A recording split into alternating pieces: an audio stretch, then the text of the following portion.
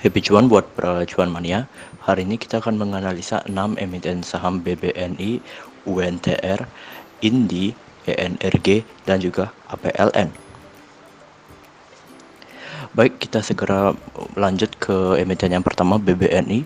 Hari ini dari sisi bandar detektornya, top 1 broker sedang dalam keadaan neutral, top 3 broker sedang dalam keadaan normal akumulasi, top 5 broker sedang dalam keadaan big distribusi, dengan top 1 bayarnya dengan kode broker ZP dan top 1 sellernya dengan kode broker SQ. Lihat dari sisi volume pembelian hari ini masih sedikit di bawah volume rata-rata 20 hari kemarin. Lihat dari sisi RSI-nya, ini menukik ke atas sedikit di area tengah-tengahnya di angka 50. Lihat dari sisi chartnya, BBNI ini membentuk pattern rounding bottom dengan neckline di sekitaran area 7.600 sampai dengan 7.750-an. Lihat dari sisinya, ini juga bisa dikatakan pola rounding bottom with retest. Dan kemarin setelah mengalami pantulan di sekitaran area resistance turn into supportnya, jika besok mengalami penurunan kembali ke area resistance turn into supportnya, ini bisa dikatakan masih dalam keadaan koreksi normal. Tapi jika berhasil melanjutkan kenaikannya akan berpotensi menuju resisten pertamanya di 8.200, dan jika breakout dari 8.200 bisa dikatakan akan melanjutkan tren uptrendnya.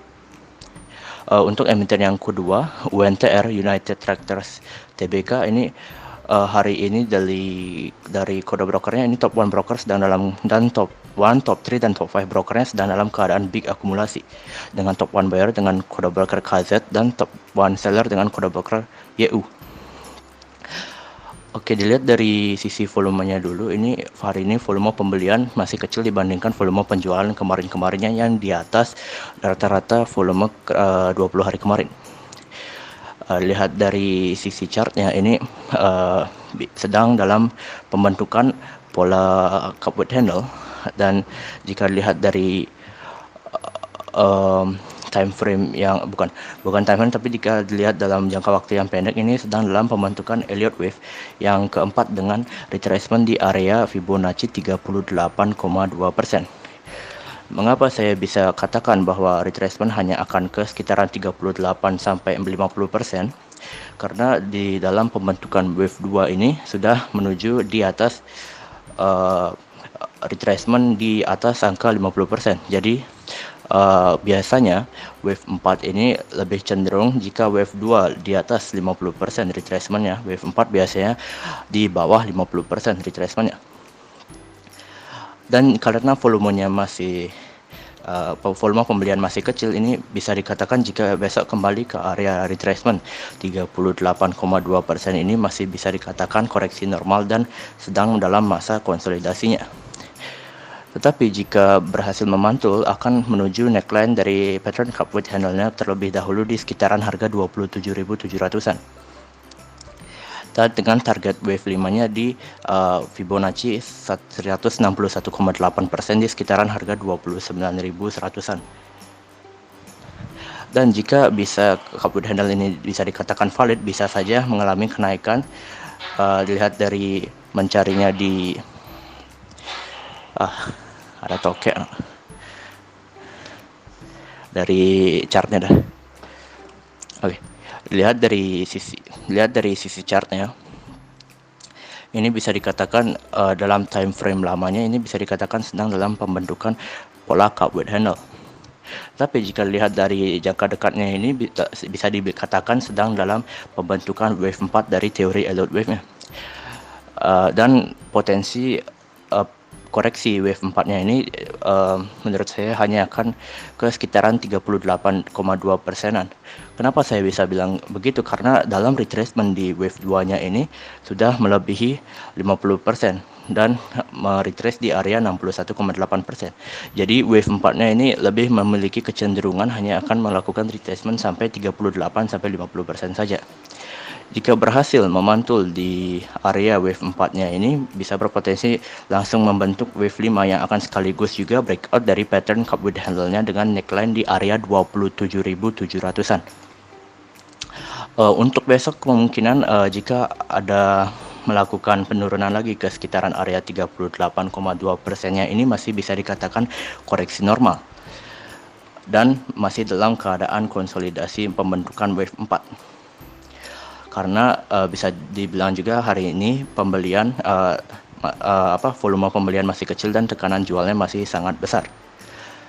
Jika cup with handle ini bisa dikatakan valid untuk ke 6 bulan ke depan, bisa saja mengalami kenaikan ke sekitaran harga 34 ribuan.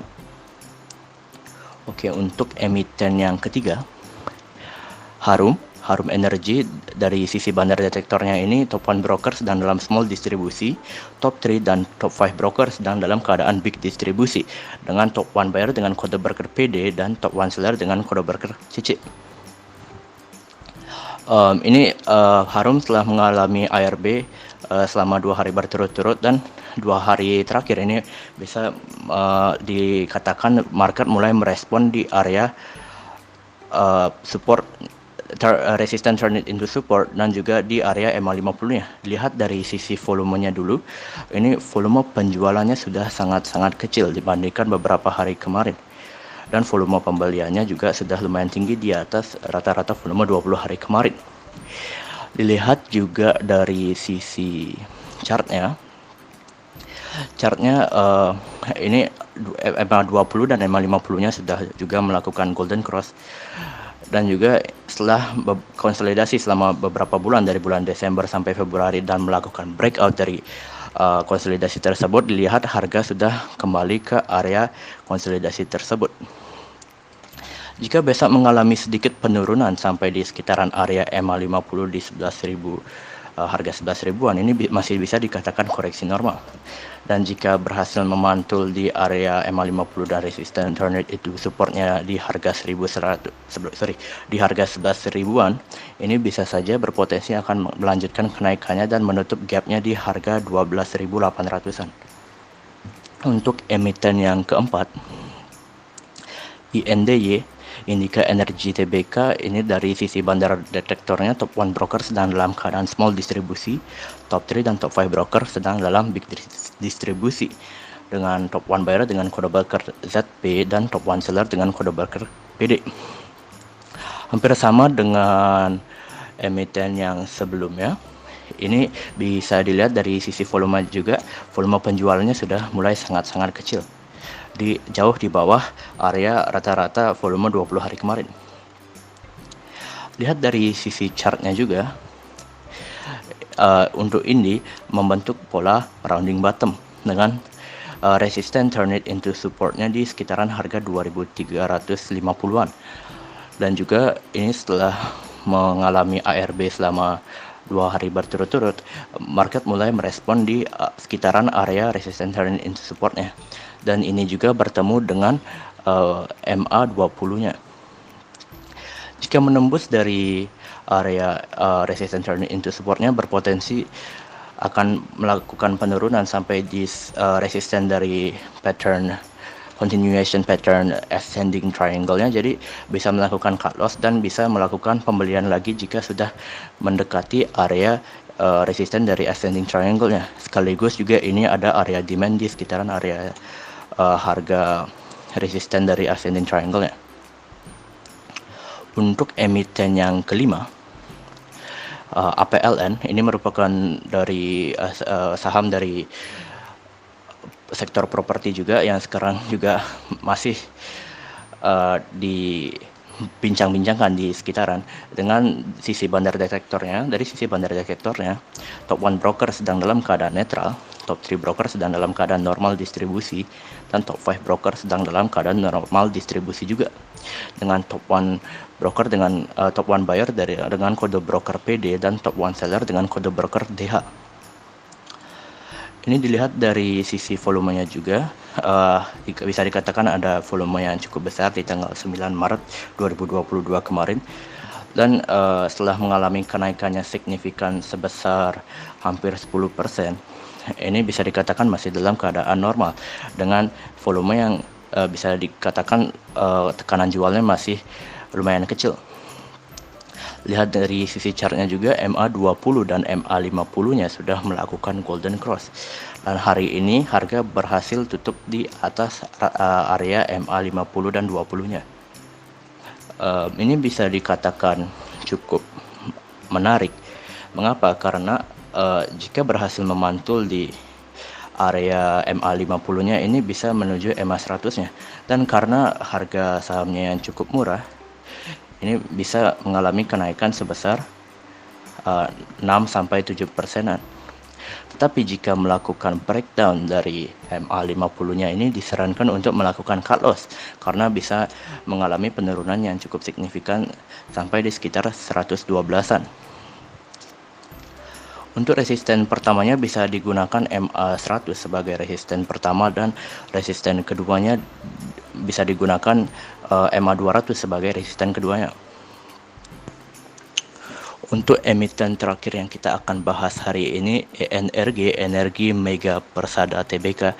Dari sisi bandar detektornya, top 1 broker sedang dalam keadaan netral, top 3 broker sedang dalam keadaan small distribusi, dan top 5 broker sedang dalam keadaan normal distribusi dengan top 1 buyer dengan kode broker II dan top 1 seller dengan kode broker YJ. Dilihat dari sisi volumenya, volume penjualan sudah semakin mengecil dibandingkan beberapa hari kemarin, jauh di bawah rata-rata volume 20 hari kemarin juga. Dan dilihat dari sisi chartnya, ini setelah dia breakdown dari pattern continuous yang harusnya pattern continuation symmetrical triangle, dia malah breakdown ke bawah sekaligus menembus MA20-nya. Tetapi market mulai merespon di area demand-nya dan sekaligus juga area Fibonacci 61,8%. Ini bisa dikatakan menarik. Jika besok mengalami penurunan sampai 142 pun bisa dikatakan masih dalam proses distribusi dan koreksi normal juga. Dan perlu diwaspadai juga, ini merupakan bisa dikatakan saham gorengan ya. Jadi jika rekan-rekan ingin membeli saat besok market buka, saat hari Senin market buka, ini bisa dikatakan rekan-rekan disarankan untuk melakukan cuan bungkus ya. Jadi untuk saham gorengan ini sangat-sangat beresiko, jadi risknya sangat tinggi. Tetapi jika berhasil memantul di area resisten turn it into supportnya dan sekaligus area Fibonacci 61,8%, ini bisa menuju resisten pertamanya di sekitaran 158. Demikianlah yang bisa kami sampaikan untuk 6 emiten yang kita bahas hari ini. Semoga bisa menjadi referensi bagi para cuan mania di dalam mengambil keputusan menjual ataupun membeli. Sedikit catatan yang ingin kami selipkan dan perlu diperhatikan adalah tolong jalankan trading plan dengan ketat serta money management yang terukur. Memperhatikan indeks arah harga IHSG secara overall. Dan di sini kami sekali lagi tekankan dan garis bawahi bahwa analisa rekomendasi saham hari ini tidak untuk mengajak cuan mania untuk membeli ataupun menjual saham-saham yang kita analisa hari ini. Dan kami juga tidak bertanggung jawab atas segala keuntungan dan kerugian yang terjadi akibat analisa rekomendasi saham hari ini. Sekian dari saya, terima kasih. Terima kasih sudah menonton video saya, dan jangan lupa untuk subscribe, komen, like, dan share kepada para cuan mania yang membutuhkannya. Sekali lagi saya ucapkan terima kasih dan semoga kita sehat, bahagia selalu, dan cuan menyertai kita bersama. Sampai bertemu di video kami selanjutnya. Salam.